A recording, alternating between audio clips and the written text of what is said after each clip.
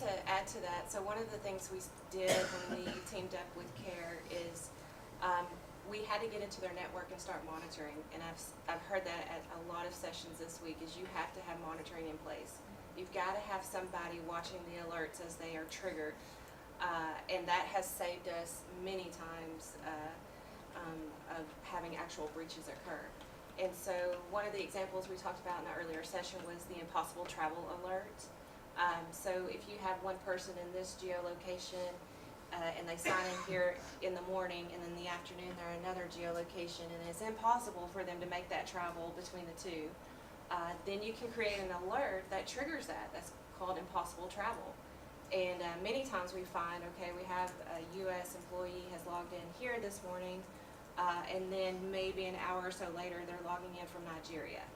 Well, that's impossible to kind of make that travel. So then that's an indicator of compromise, is what we say in the security world, IOCs.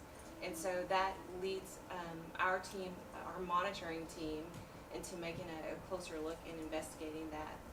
But another thing we rolled out, because we didn't have a lot of technical controls in place when we teamed up with CARE, such as MFA and all that good stuff, we set up what's called a phishing email help desk.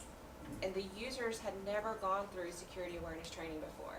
And so we set up a phishing email help desk so that they could forward suspicious emails to the help desk, and the analysts would look at the email and tell them if it's a malicious link, if it's a malicious attachment, or if it was a social engineering tactic, and then make a response back to the user, letting them know, thank you for forwarding this in because you helped save, this from happening, or it's legitimate. And this builds their confidence in knowing, okay, what is good and what is bad. But also we received some, what I'll call employee intel, because they were also forwarding in legitimate CARE communications, and it looked fishy to them, and so that led us to working with the senders within CARE, to reformat that email to where it's not so fishy.